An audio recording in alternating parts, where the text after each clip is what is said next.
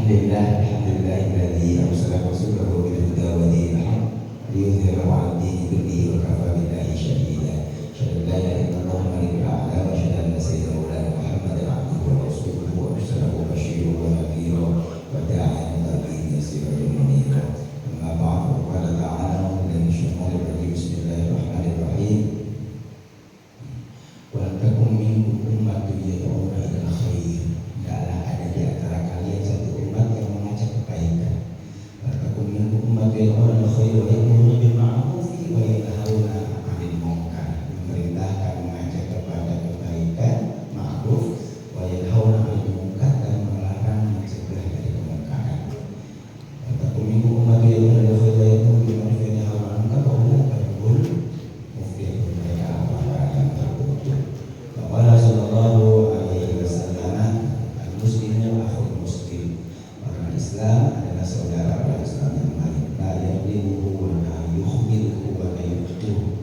Tidak boleh menyakiti, menghinakan, melecehkan, merendahkan. Kata Rasulullah sallallahu alaihi wasallam, habib baina al-syahid syakir alhamdulillah rabbil alamin.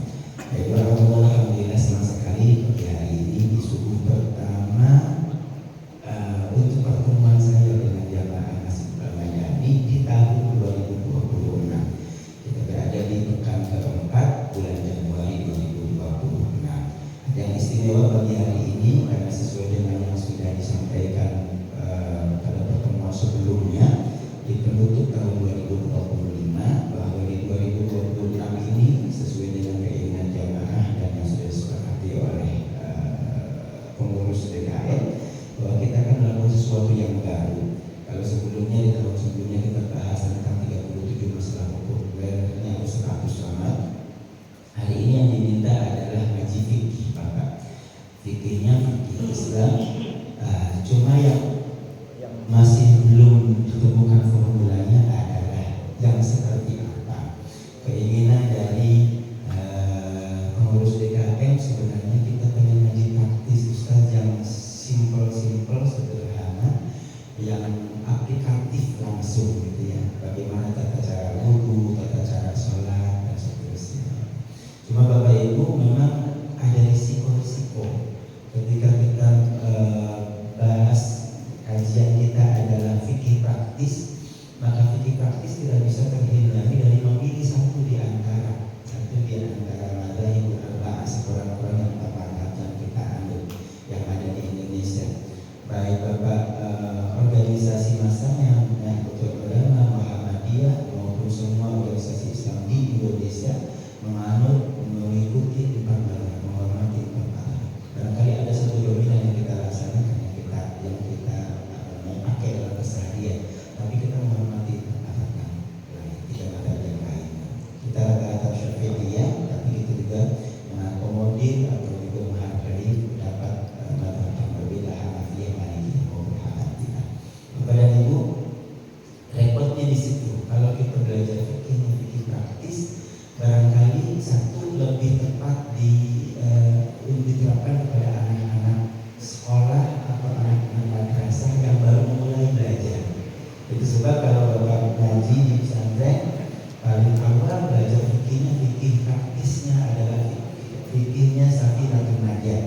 Bisa. Setelah itu kemudian sudah mengajar, lalu sudah Taufik, kemudian Fathul Qorib, lalu Fathul Mu'in. Itu memang fikih praktis. Ilmunya ilmu terapan. Maka kalau belajar kitab-kitab yang tadi itu, Safina, sudah mengajar, sudah Taufik, Fathul Qorib, Fathul Mu'in, jangan ditanya lagi. Masalahnya itu. Nah, kalau itu kita terapkan kepada jamaah kita Al-Madani ini, menggunakan pola yang praktis itu, kerepotannya satu, kita tidak sama. Amaliyah, ubudiyah kita, ritual kita tidak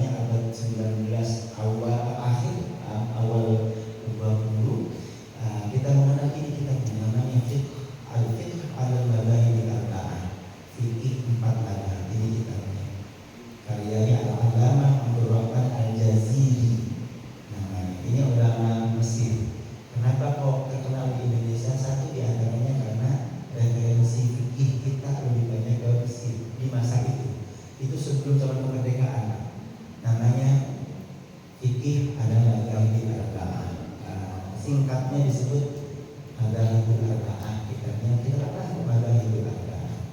Ini kitab ini berisi mengupas, memperbandingkan, menyandingkan 4 mazhab sekaligus. Namanya fikihnya fikih muqarrar. Fikih muqarrar itu fikih perbandingan. Mohon maaf misalnya, mani dalam menurut pandangan Imam Syafi'i najis atau tidak najis? Bagaimana pendapat yang lain? Apakah sama? Misalnya seperti itu. Sampai dengan ya najis atau tidak najis? Yang seperti itu. Cuma Madzhabul Arba'ah ini sayangnya yang dikeluhkan adalah lebih dominan menyampaikan pendapat-pendapatnya saja, kurang dalam urusan dalilnya kurang begitu mendalam. Ada dikutip pada dalilnya ada sebagian, tapi tidak dijelaskan detail ini dalilnya hadisnya sahih atau tidak, riwayat siapa, bagaimana pendirian hadisnya.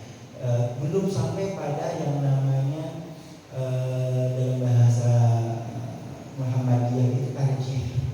Tarjih itu mencari yang mana lebih kuat dalilnya kalau ada perbedaan antara satu dengan yang lain misalnya. Jadi fikih yang ada dua Arba'ah ini lebih komparasi saja, memperbandingkan menurut pendapat A, B, C, D dipaparkan semuanya, tapi tidak begitu mendalam. Ini cukup untuk wawasan, ya Pak.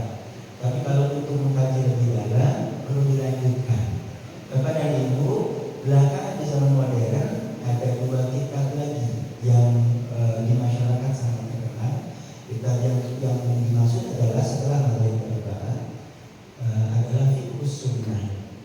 Fiqhus Sunnah karyanya Sayyid Sabiq sama Mesir juga. Ini saya sudah pelajari di tahun 90-an awal. Fiqhus Sunnah itu kajian saya di tahun 90-an awal. Kalau yang ada Safinatul Najah, Surah Al-Najah, Surah Al-Taufiq, Fathul Qawi, Fathul Mubin, itu saya pelajari saat saya masuk saat madrasah, masuk pesantren pertama awal-awal akhir 80-an sampai dengan 90-an. Saya masuk pesantren tahun 86 sampai 90-an awal tuh itu pelajaran saya adalah fikih klasik tadi, kitab-kitab klasik. Nah 92, 93 saya sudah mulai belajar fikih sunnah, fikih yang lebih asli. Sesuai dengan namanya fikih sunnah itu fikih berdasarkan as-sunnah. Maka yang istimewa dari fikih sunnah itu adalah kita fikih ini selalu merujuk kepada dalil. Pasti seperti yang diinginkan oleh orang sekarang zaman modern. Menurut pendapat A begini, mana dalilnya tampilkan, mana Al-Qur'annya, mana as-sunnahnya. Itu sebab maka kemudian namanya definitif langsung fikih sunnah, fikih berdasarkan as-sunnah. As-sunnah hadis Nabi SAW tentu berdasarkan Al-Qur'an. Jadi kalau ada kutipan Al-Qur'annya tampilkan Al-Qur'annya, kemudian sunnah. Bagus kan? Bagus banget. Cuma memang sayangnya fikih sunnah kurang memperbandingkan antara mazhab. Kita bicara wawasan awal dulu Pak ya. Jadi fikih sunnah bagus, cuma seringkali menampilkan hanya satu versi saja. Karena dia tidak, memang orientasinya bukan memperbandingkan 4 mazhab. Kalau Madzhabul Arba'ah kan memperbandingkan 4 mazhab secara berimbang, tampilkan 4-4-nya secara berimbang gitu. Cuma sayangnya kurang dalam dalilnya. Kalau fikih sunnah ini kitabnya.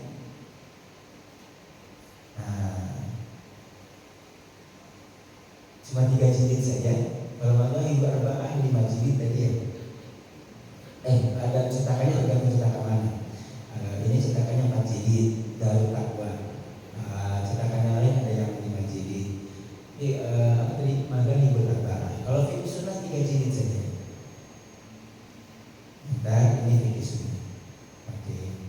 Nah lagi sayangnya karena memang dia bukan fikih perbandingan, maka fikih sunnah bagus secara dalil, sumber rujukan, mencari sumber rujukan. Cuma sayangnya kurang menampilkan perbedaan-perbedaan.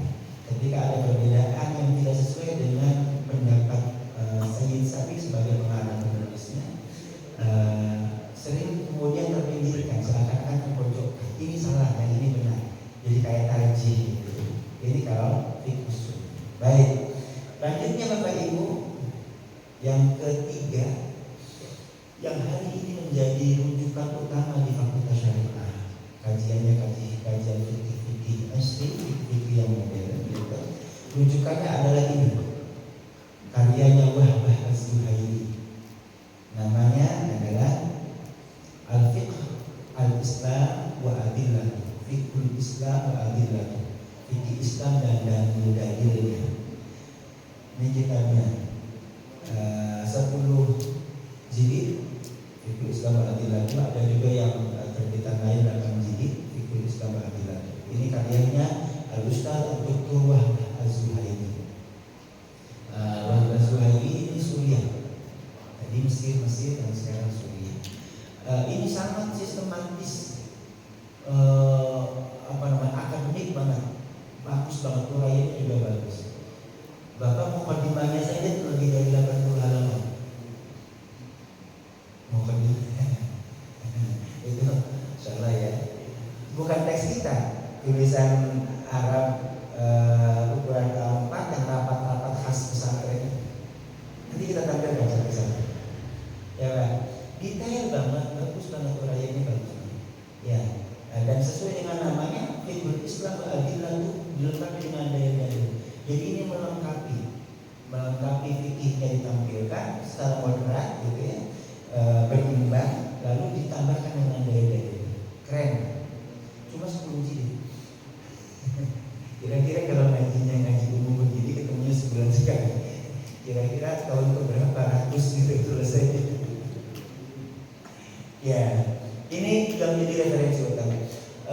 Beliau wafat kalau tidak salah 2015. Ini kitab ditulis di tahun 86-an, 90-an. Jadi kontekstual banget dengan kondisi kekinian.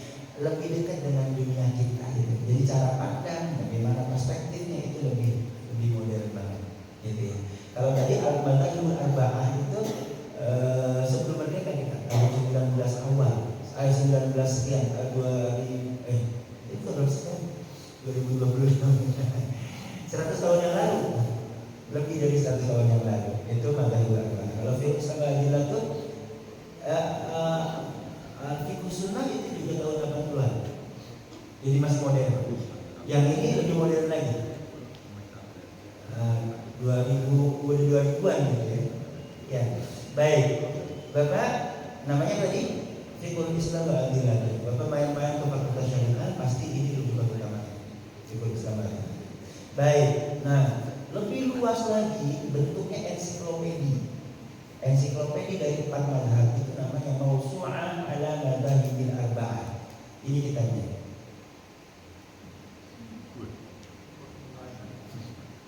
Dua 25 jilid.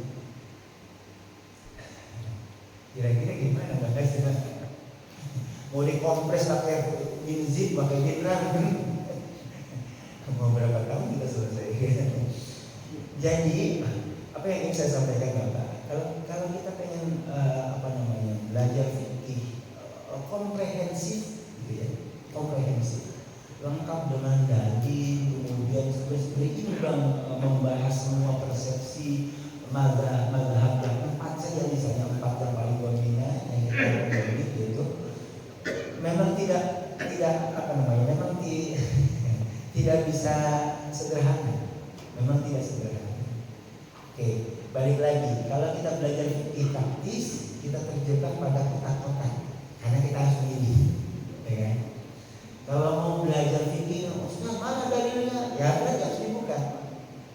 Berarti harus kita fikihnya nggak boleh kita fikih yang simple, yang sederhana.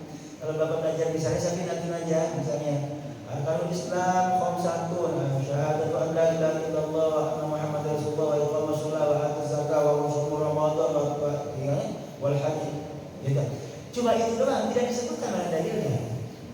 Gitu. Kalau fikihnya fikih taktis. Nah, kalau fikihnya fikih yang lebih lengkap, dibedah memang dalilnya, tapi memang nggak sederhana, memang detail, ya kan? Baik, ini problemnya. Sementara kita punya keterbatasan waktu, pertemuannya cuma 1 bulan sekali. Ya, baik. Sebagai gambaran demikian. Nah, Kira-kira Pak, atau saya minta pendapat Bapak dulu deh, Bapak Ibu semua. Kira-kira gimana sebaiknya? Apakah kita mau bahas atau kita jadi kajiannya kajian kita saja misalnya gitu, atau kita mengaji berdasarkan maudu'i, berdasarkan tema. Jadi pengajiannya adalah fikih tematis gitu. Ya, fikih tematis itu tidak selalu harus kontemporer. Ya, bisa jadi fikihnya fikih klasik, misalnya tentang batalkan wudu atau tidak, sentuhan laki perempuan misalnya gitu. Itu fikih klasik ya kan, bukan kontemporer gitu. Tapi kita coba mengkomparasikan semua mazhab dengan lengkap dengan dalilnya masing-masing. Jadi kan kalau Bapak berdebat itu debatnya bukan debat usir, masing-masing pakai ilmu. Menurut saya bantah, mana dalilnya ini? Menurut saya nggak bantah, mana dalilnya ini? Sesuai dengan mazhabnya A. Itu rasanya lebih ilmiah dan membuka wawasan sekaligus menghentikan sebenarnya menyelesaikan perdebatan. Karena ya Pak, kita bersepakat dalam hal kita bersatu dalam hal yang kita sepakati, bertasamu dalam hal yang tidak kita sepakati. Ujungnya di situ. Ujungnya adalah untuk sesuatu yang kita sepakati ya kita sama-sama. Kalau untuk hal yang tidak kita sepakati itu ya tasamu, toleran, saling menghormati, jangan memaksakan gitu. Baik. Itulah pentingnya fikih muqarrab, fikih perbandingan, agar kita kemudian semakin dewasa, ya. Tidak gampang menyalahkan. Bapak, endingnya nanti puncaknya adalah yang diharapkan kalau kita sudah terbiasa dengan dialektika pemikiran fikih yang luas lapang seperti ini, ya, kita kemudian tidak eksklusif. Kita menjadi orang yang inklusif, terbuka dengan wawasan yang berbeda, gitu ya. Setelah inklusif kemudian kita menjadi semakin toleran, semakin dewasa dalam berpikirnya, semakin toleran terhadap yang berbeda. Bapak mau pakai itu silakan, apa nggak ada dalilnya Pak masing-masing. Gitu. Kalau sudah semakin toleran, harapannya kemudian semakin damai. Halo Pak, nah, hati kita semakin lapang, semakin damai, nggak gampang menyalahkan orang. Apa itu keuntungannya? Keuntungannya adalah kita semakin sehat. Nah, misalkan hanya gara-gara beda bacaannya, beda gerakannya, kemudian kita nggak akur sama tetangga, sama teman sebelah di jamaah di masjid ini, kan nggak sehat itu secara batinnya. Kesehatan mental itu berimbas kepada kesehatan fisik. Gara-gara dekat sama orang, akhirnya kemudian gula darah naik, kolesterol naik, asam urat naik, tensi naik, stroke, ya kan? Belajar fikih muqarrab itu membuat hati kita lapang, gitu ya, sehingga kemudian kita mendapat keuntungannya adalah kita gampang menyalahkan orang, ya, terus akhirnya semakin damai, semakin happy, semakin bahagia gitu kan. Ya. Dan bukan ngajak berantem mulu. Baik. Bagaimana Pak? Ada pendapat Pak silakan. Bu, boleh silakan. Tematik ya. Oke, nah, lihat pendapatnya. Ya udah kita ambil fikih tematis.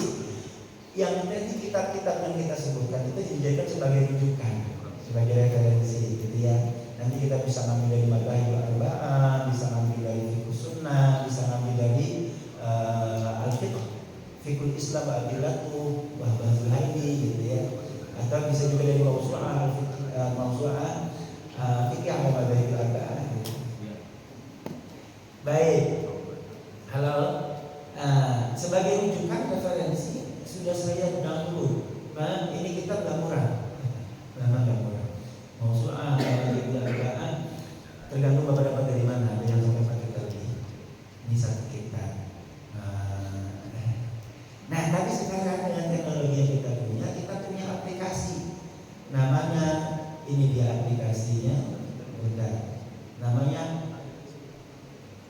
Maktabah Syamilah.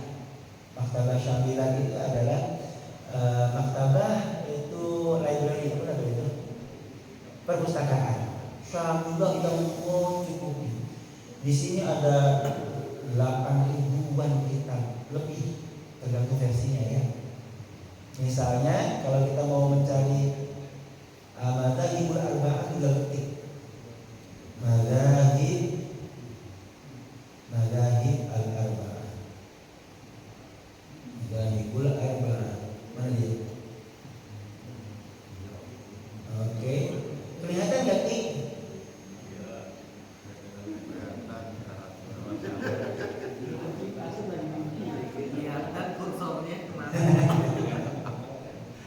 Ini al-fiqh al-madzhabul arba'ah. Jadi sederhana saja, tinggal praktik-praktik doang. Ini kitabnya. Tadi ada berapa jilid? 4 jilid ya. Nah, bisa digedein. Oh, bisa digedein. Tetap udah kebaca. Bisa baca. Kelihatan, bisa baca enggak. Angger. Ini fikih Islam, fikih namanya Adam al-Iqlal. Bapak Ibu, halo. Tapi apa itu dicurigai aplikasi digital untuk kitab-kitab bahkan banyak yang diedit. Maka yang paling bisa dijadikan patokan itu adalah kitab dalam bentuk PDF. Halo. Ini kitab PDF-nya. Ini asli kopian kan, scanan kan.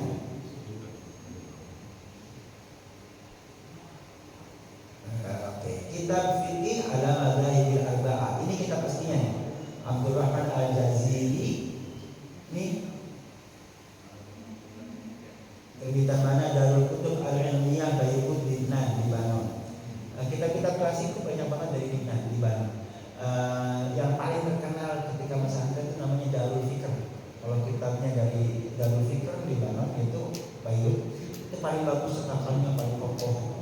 Ini, halo, Bapak, kitabnya gede, tebel gitu, tapi ringan. Dan itu nggak akan memakan waktu. Kertasnya bagus banget. Namanya Darul Fikr, ya, paling bagus di antara yang lain. Nah, kalau yang begini ini nggak mungkin diedit kan, karena dia menampilkan aslinya seperti ini. Cuma kelemahannya kalau kitabnya kitab PDF begini, kalau kitab PDF begini, kita susah mencari kata, mencari tema. Halo Pak, ini saya lagi membuka nih.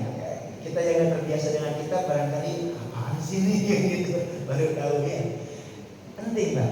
Kalau kitab seperti ini, Bapak mau mencari misalnya kata kunci tentang apa gitu, susah. Nah, misalnya tentang misalnya ya, tuh 0. Kelihatan kan? Nggak bisa dicari kalau begini. Oke. Beda sama PDF yang dalam bentuk teks Latin dia masih bisa dicari. Kalau begini nggak bisa dicari, jadi kita kesulitan untuk mencari dengan cepat, gitu, poin-poinnya. Maka kita butuh digital. Ini digital. Yang digital ini kemudian di-compare dengan yang PDF. Jadi kita nggak salah, karena referensinya benar-benar valid. Berasal dari first book, gitu, buku pertama. Ya. Contoh nih, kalau dari sini kita bisa ketik lah kata yang sama, misalnya nun. Kelihatan?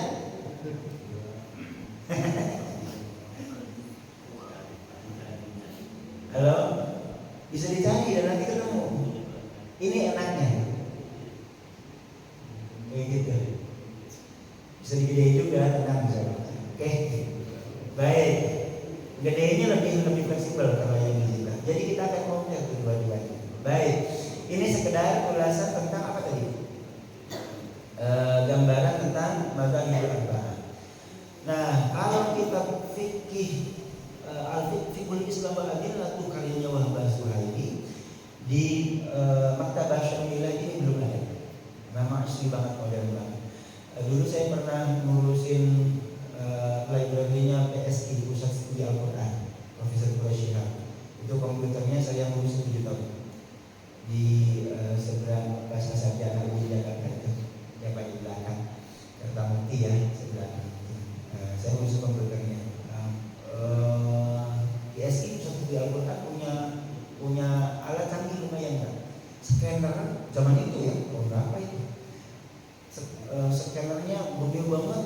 Jadi kitab kuning itu yang tinggal buka-buka aja, gitu. Ya hasilnya kayak tadi itu contohnya, mana tadi? Dan seperti ini hasil sekarang kayak gitu, cakep ya. Detail. Itu zaman teknologi yang masih sangat jauh itu sudah ada alatnya. Jadi tinggal kita buka, udah plak seperti asli. Baik, sampai mana? Jadi fikul Islam Adilah tuh kayak Imam Zuhaili belum ada. Nah, tapi Pak, ternyata saya cari online digitalnya banyak. PDF bentuknya. Ini Imam Zuhaili.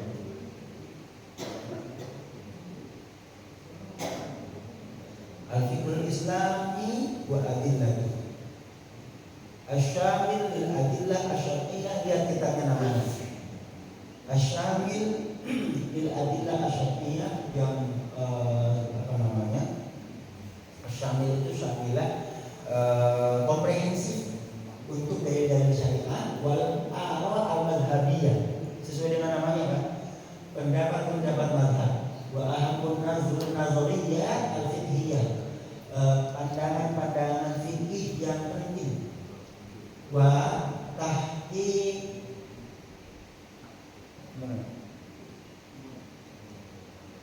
wa tahqiqul ahadits an-nabawiyah wa tasrijuha.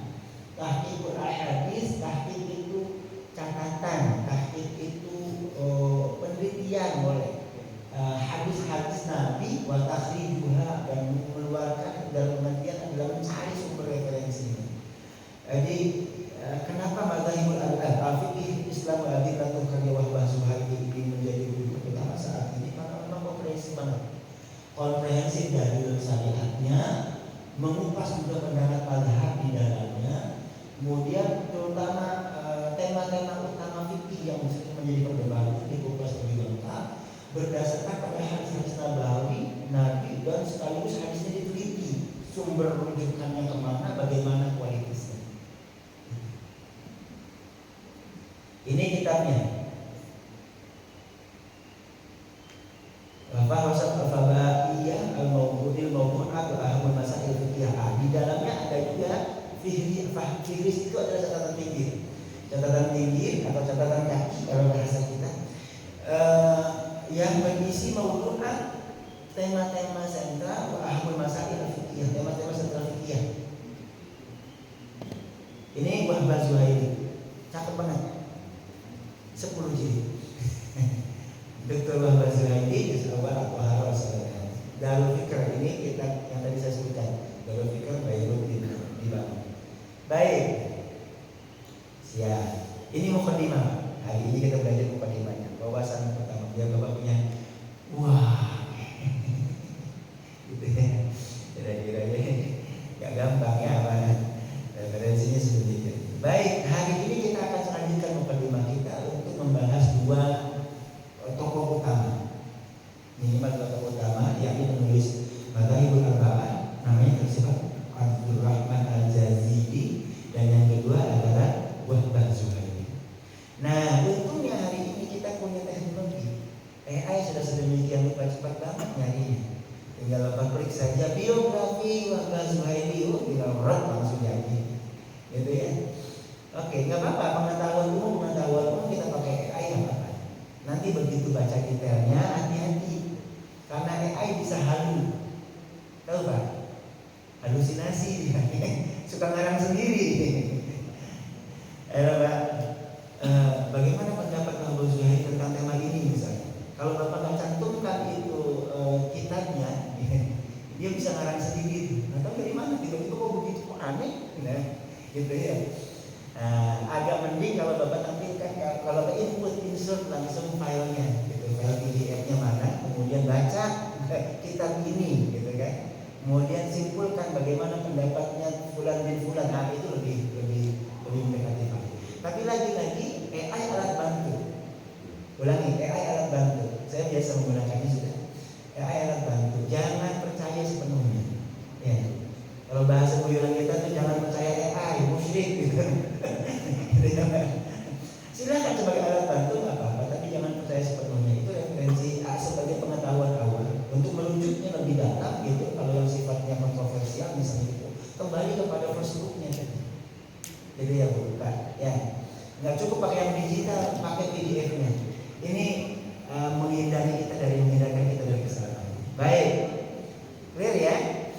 Saya rasa baru ada satu pendapat nih. Jadi kita nanti akan angkat tema-tema fikih tapi tematis gitu ya. Yang mungkin kontroversial saja lah. Ya. Kalau yang sifatnya sudah dipahami bersama dan tidak ada masalah di dalamnya, udah lewat gitu ya. Biasanya kontroversial tentang apa? Tentang batal wudu, tentang hukum wudu, tentang hukum ayat. Misalnya ambil kontroversialnya saja. Oke. Kontroversial tentang apa? Tentang sholat dari urutannya, mulai syarat rukunnya sampai dengan bagaimana langkahnya, bacaannya, gerakannya gitu. Yang kontroversialnya saja kita ambil. Lalu kita tampilkan 4 mazhab itu bagaimana pendapatnya, mana dalilnya. Oh itu keren banget itu. Ya, bagaimana? Begitu kira-kira? Oke ya Pak ya. Yang masalah di saya Pak. Itu kerja luar biasa ya. Gak gampang untuk merangkumnya kemudian menampilkannya dalam kajian yang terbuka untuk umum gitu kan, kita namanya. Ini dari mana-mana latar belakangnya dari kan, kita nggak sama latar belakangnya kan. Lalu kemudian harus ditampilkan dengan nyaman, enak, kita indah, kemudian sampai dengan kondisi. Oke, tapi kita coba kita belajar ya. Itu tantangan buat saya, mudah-mudahan bisa. Gitu. Tapi mohon koreksi kalau jangan terlalu mentah-mentah. Saya bisa salah. Ya Pak ya, karena mohon koreksi gitu. Baik. Hari ini kita belajar tentang dua tokohnya dulu. Siapa itu? Yang pertama adalah Abdul Rahman Al-Jaziri, pengarang kitab Madzhabul Arba'ah, ini kitabnya. Dan yang kedua adalah Wahbah Zuhaili, pengantar kajian kitab Al-Fiqhu Al-Madzhabul Arba'ah karya Syekh Abdul Rahman bin Muhammad Awad Al-Jaziri. Apa kitabnya? Namanya ini, kitabnya Madzhabul Arba'ah. Kita sering sebut singkatnya Madzhabul adalah kitab fikih perbandingan mazhab yang membahas 4 mazhab Sunni, yakni Hanafiyah, Malikiyah, Syafi'iyah, Hanabila. Ini sesuai urutan umur. Yang paling sepuh Hanafi, yang kedua Maliki. Yang di belakang itu nisbah, namanya ya nisbah. Hanafiyah berarti pengikut mazhab Hanafi. Siapa nama aslinya? Imam Ahmad, Imam Abu Hanifah. Malikiyah Imam Malik bin Anas. Syafi'iyah Imam Syafi'i. Nama aslinya Muhammad bin Idris Asy-Syafi'i yang benar. Hanabilah Hambali Imam Ahmad bin Hanbal, namanya Ahmad. Terus Syafi'iyah Muhammad bin Idris, Hanabiyah Ahmad bin Hanbal, sebut Hambali. Baik, siapa penulis fikih ini? Kitab fikih ini namanya Syekh Abdul Rahman bin Muhammad Awad Al-Jaziri. Abdul Rahman bin Muhammad Awad Al-Jaziri. Ini tahun lahir dan wafatnya 1299 Hijriah, kurang lebih 1882 Masehi. Wafatnya 1941 Masehi, 4 tahun sebelum Indonesia merdeka. Akhir 19 abadnya, awal abad 20. Nanti kita baca bagaimana konteksnya saat itu. Tempat dan lingkungan hidupnya berasal dari Mesir, dari Kairo, berafiliasi dengan Al-Azhar Asy-Syarif. Tadi saya sebutkan kenapa Madzhabul Arba'ah itu terkenal di Indonesia, karena memang banyak ulama kita yang berasal belajar dari Mesir. Dulu yang paling utama rujukannya adalah Al-Azhar. Bapak Ibu, kenapa kitab-kitab tadi, kitab-kitab klasik yang saya sebutkan, Safinah, Safinah, Najah, Sulamun Najah, Sulamun Taufik, Fathul Qawi, Fathul Mu'in, itu terkenal banget di Indonesia, di pesantren-pesantren Salafiyah, pesantren-pesantren Rasionalis, karena sebagian besar yang tadi disebutkan itu diberi syarah atau karya langsung dari Imam Nawawi Al-Baghdadi, guru kita. Safinatun Najah itu bukan karyanya beliau, tapi diberi syarah oleh beliau. Namanya kitabnya Kasyifatus Sajjah. Kasyifatus Sajjah itu karyanya Imam Nawawi Al-Baghdadi. Itu sebab maka Safinah terkenal banget di Indonesia. Sulamun Najah karya beliau langsung. Yang lainnya ada karya-karya. Jadi memang ada rujukan keilmuannya, ada sanad keilmuannya. Baik, ini Al-Jaziri, Abdul Rahman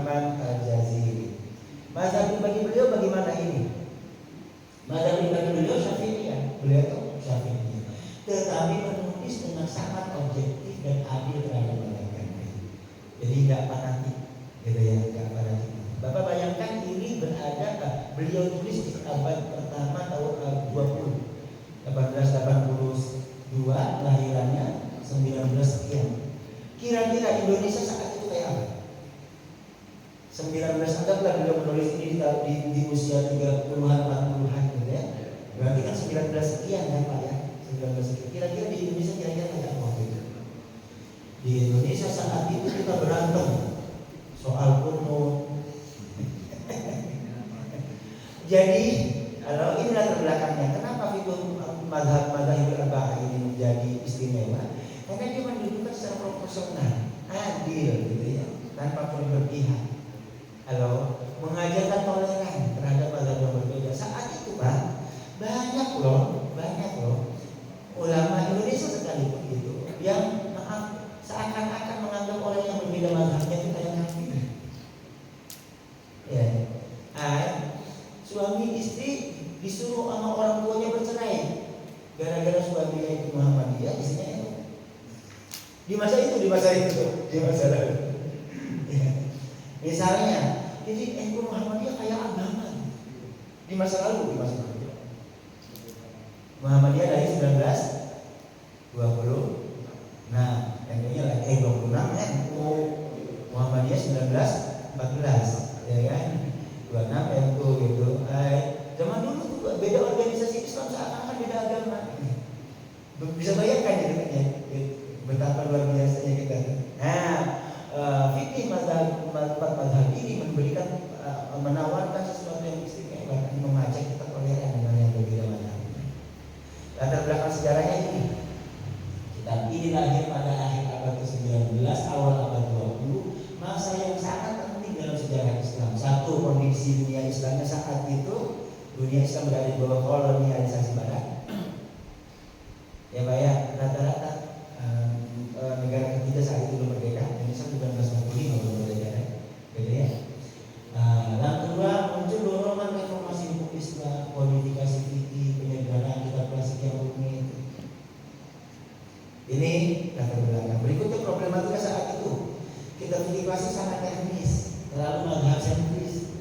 Kalau zaman dulu kita tuh selalu di belakangnya adalah Asy-Syafi'i, Al-Hambali, Al-Maliki, itu di belakangnya itu ada identitasnya.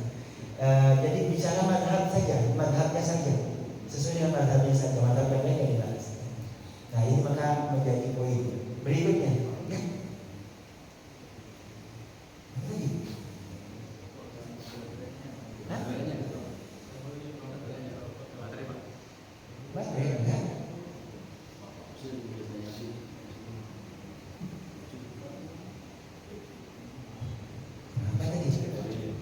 Benar, satu. Oke. Baik, sambil menunggu dari kali selanjutnya kita buka dialognya dulu ya. Oke, sambil menunggu ini belum loading. Atau kita bersama. Tiba-tiba masalah. Oke. Ada yang disampaikan oleh Ibu silakan.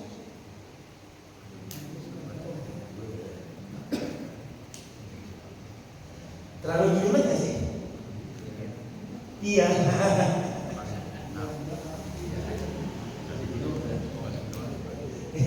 Kita biasa ngajinya tinggal nonton ya Pak ya, disuapin gitu.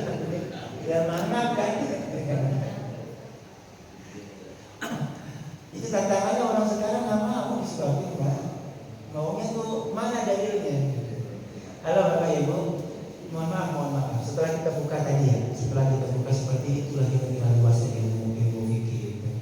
Lalu sekarang ini orang awam minta dalil.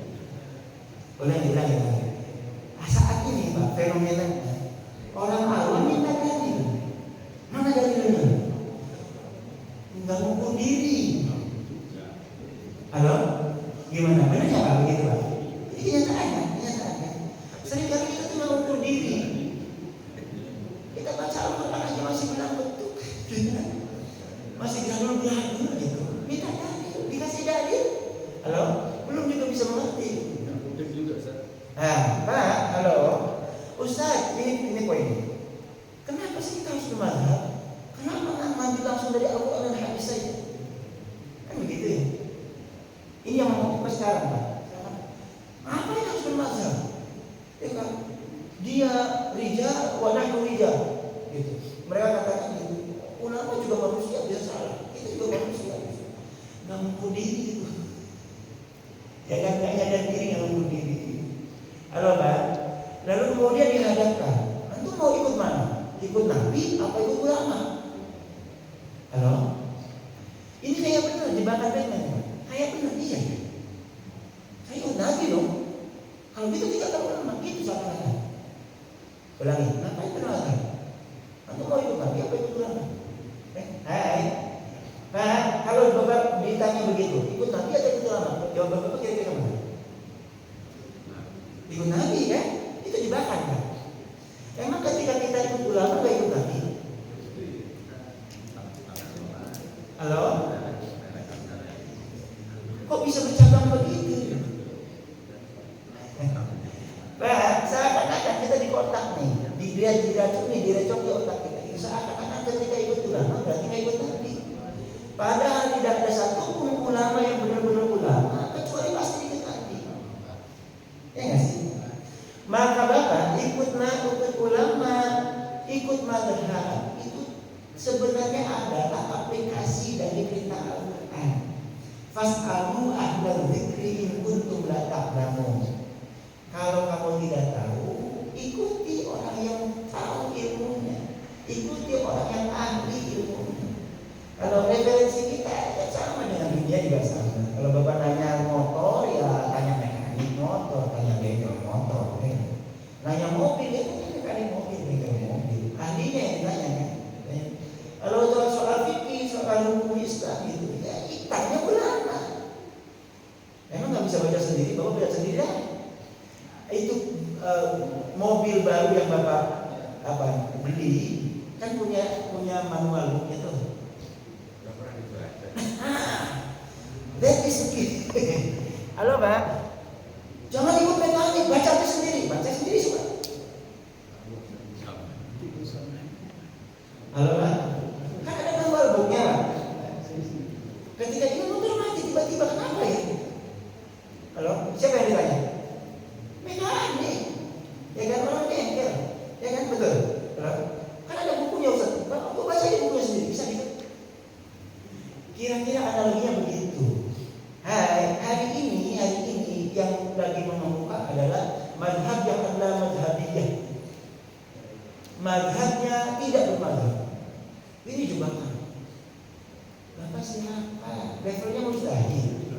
Kalau level Bapak mustahil silahkan. Kalau baca Al-Quran yang kita gondrong aja nggak bisa, apalagi baca kita gundul begini kan, boro-boro gitu. Ya jangan sok-sokan baca manualku. Tanya aja sama ahlinya gitu dia. Oke.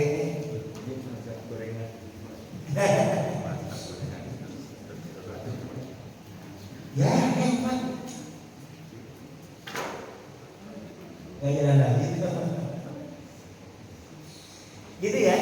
Jadi kira-kira bermazhab ikut ulama itu adalah mengamalkan perintah Al-Quran untuk bertanya kepada ahlinya. Seperti kita tidak akan mencari manual book ketika motor kita mogok, mobil kita mogok masalah. Ya mobil baru banget, dulu kan banget sensornya. Ini juga tiba-tiba begini apa ya? Mana manual booknya apa begitu? Enggak, hanya ke ahlinya gitu. Gitu ya. Karena kita terlalu cetek ilmu kita kalau kita kemudian baca manual booknya. Kita bukan ahli. Kalau Bapak mekanik silakan baca manual booknya. Oke, kalau Bapak mustahil silakan baca langsung sumber Al-Quran. Oke, catat tidak ada satu ulama kecuali dia pasti ikut Al-Quran dan hadis. Baik, laptopnya bermasalah. Belum sampai tuntas kita. Coba di riset lagi. Mudah-mudahan bisa. Silakan ada yang disampaikan. 553 sekarang.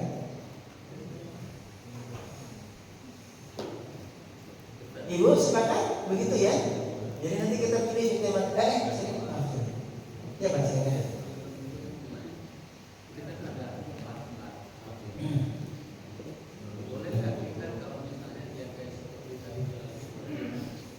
Kita ambil yang tematik gitu kan.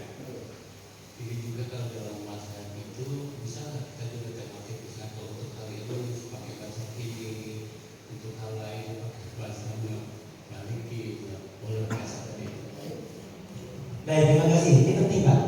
Boleh nggak kita mengambil mazhab A untuk masalah satu, mazhab B untuk masalah yang lain? Belajar usul fikih. Usul fikih itu logika hukum Islam, filosofi hukum Islam. Pak, ada yang namanya talfik. Talfik itu ngaduk-ngaduk. Pak, namanya apa tadi? Talfik mengaduk-aduk hukum Islam, hukum fikih. Itu terlarang. Mengaduk-aduk, ambil apa maksudnya mengaduk-aduk? Cari yang gampang-gampangnya saja. Ustaz, kalau saya pengen kalau soal batal wudu saya ambil agama Hanifah. Sebab Abu Hanifah mengatakan sentuhan tangan nggak bakal. Enak kan gitu. Begitu juga dengan yang lagi sekarang Pak, yang lagi sekarang nikah tanpa wali. Halo, artis ya. Halo Pak. Untuk menghindari. Iya. Emang ada Ustaz? Lewat ulama mazhab yang menyatakan bahwa nikah tanpa wali itu sah. Ada. Itu zaman pasti Pak, bukan hari ini. Di pesantren udah biasa itu. Udah jadi kajian kita gitu. Halo. Apa hadisnya? As-sayyib aula binafsiha. Janda itu lebih memiliki dirinya. Lalu difahami, oh kalau begitu dia harus kembali nikahnya. Ini rusak karena parsial. Padahal ya kan ada hadis lain sama-sama hadisnya, sama-sama sahihnya. La nikaha illa biwaliyin. Tidak ada sah nikah kecuali kalau ada walinya. Nah, harusnya dipakai tuh. Ya. Maksudnya gimana kalau begitu Ustaz? Janda lebih berhak atas dirinya itu dalam konteks memilih calonnya. Kalau anak bapak perawan, bapak punya intervensi lebih kuat. Tapi kalau anak bapak janda, jangan. Dia sudah punya pengalaman. Dia nanti akan menjalani kehidupan rumah tangga. Biarkan dia memilih. Tapi begitu dia menentukan pilihan, bapak tetap walinya. Kira-kira begitu. Nah, yang nggak boleh itu taufik itu malu-malu seenaknya. Yang itu gampang diambil dari sini, di sini, itu nggak boleh.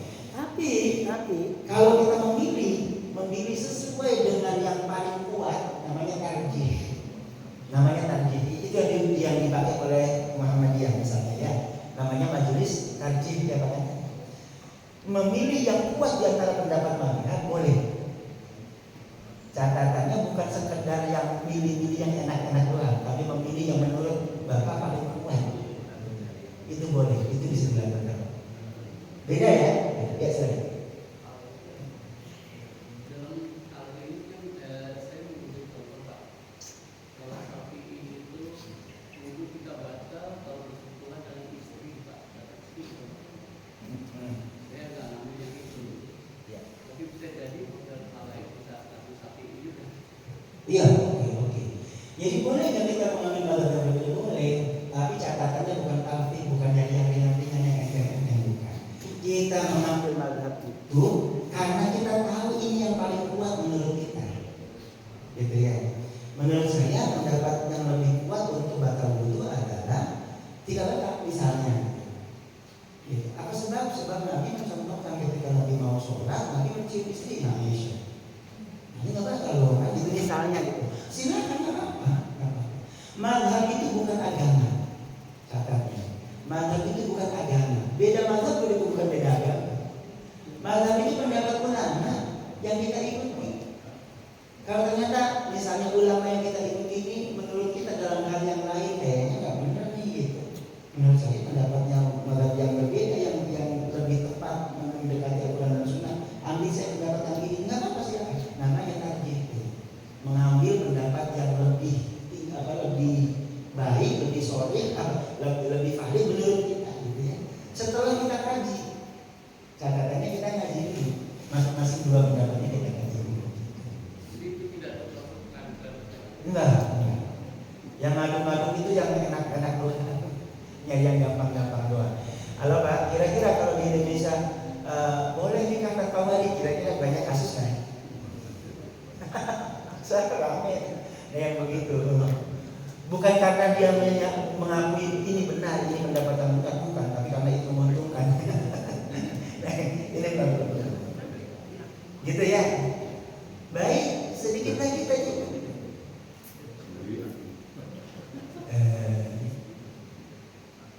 Satu tokoh dulu ya, Madhaibul Arba'ah tadi kita sebenarnya Abdurrahman Al-Jaziri. Sama mana tadi ya?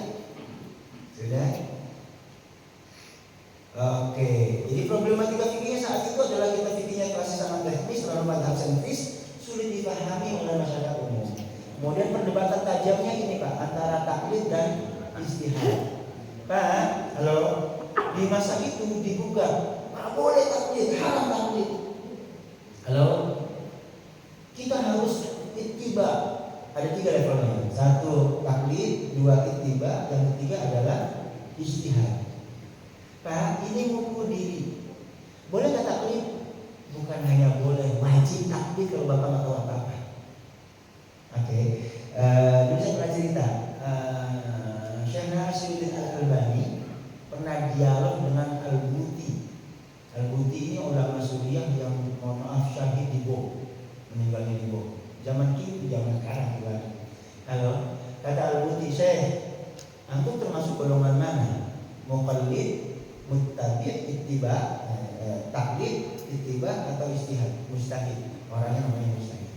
Oh, saya mustahid dong. Syekh Nasiruddin Al-Albani adalah rujukan utama untuk hadis ulama salafi. Selalu rujukannya Shahahahu Al-Albani gitu ya. Al-Albani bilang, oh saya mustahid. Kalau mustahid itu kan ketentuannya berarti dalam segala hal dia harus tahu dalilnya. Lalu kemudian interpretasi hukumnya bagaimana, itu harus tahu banget. Kata Al-Buti, saya kalau begitu bagaimana Anda baca Al-Quran? Oh, saya mengikuti Imam Hafiz, riwayatnya Asim. Loh, kenapa enggak beristiad sendiri? Kata Al-Albani, saya nggak tahu ilmunya tentang itu. Anda boleh ahli di bidang hadis, tapi Anda nggak paham tentang qiraah. Jangan macam-macam. Saya harus istiad sendiri. Jadi bacanya baca alif lam mim, alif lam mim itu nggak perlu itu. Alif lam mim saya orang Medan, saya pakai alamat. Rusak. Jangan mentang-mentang Bapak mustahid dalam satu bidang ilmu, kemudian Bapak merasa semuanya saya kuasai. Bahkan saya Al-Albani sekalipun ahli hadis, gitu ya Pak ya. Kalau urusan Al-Quran, ngikut ittiba kepada siapa? Kepada imam qiraah yang 7. Satu di antaranya kita pakai adalah Hafiz, riwayatnya Asim. Itu contohnya Pak, contohnya. Jadi bagaimana dong? Itu taklid zaman itu Pak. Apa kita pernah bertanya, kenapa dibacanya alif lam mim? Kenapa nggak dibaca alamat? Enggak, kata guru saya begitu. Yasin bacanya, Yasin. Kenapa nggak dibaca Yasin? Misalnya gitu ya. Karena itu kita taklid, bukan lagi ittiba. Kalau ittiba itu ikut karena kita tahu dalilnya. Ulangi, kita ngikut ulama karena kita tahu dalilnya dan itu belum kita yang baik. Ittiba namanya. Dan yang ketiga, kalau levelnya Bapak lebih tinggi, namanya mujtahid. Ya, kalau mujtahid itu Bapak tahu dalilnya, bisa menggali, menginterpretasikan, mengambil saripati hukum sendiri, namanya mujtahid. Oke, dulu di masa lalu pintu ijtihad tertutup, nah itu. Bahkan di pesantren nasionalis di masa-masa kemerdekaan, gara-gara Belanda, dulu gara-gara Snowball gitu ya. Pintu ijtihad tertutup itu. Jadi kalau kita nggak bisa berkutik madhab Syafi'i aja gitu. Karena pintu ijtihad tertutup dulu di masa lalu. Itu yang dibongkar. Jadi jangan sampai kemudian fanatisme madhab. Oh jangan. Posisi Al-Jaziri tidak menyuruhkan anti-madhab tidak. Tapi ingin mengambil fikih konflik secara sejajar, menunjukkan bahwa perbedaan itu ilmiah bukan konflik. Inilah dialektika pentingnya kita ingin menjembatani tradisi klasik dengan umat modern. Isi kita secara garis besar. Nah, sedikit lagi. Garis besarnya kitab fikih ini selalu Pak. Ibadah dan muamalah, 1 thaharah, air, wudu, mandi, cuci, tayamum, kemudian sholat, syarat rukun, sunnah dan pembatal sholat, zakat, puasa, haji, umroh. Ada muamalah di dalamnya jual beli, riba, sewa, munakahat, nikah, tolak rujuk, NTJR. Kemudian jinayah dan hudud secara ringkas tentang kalau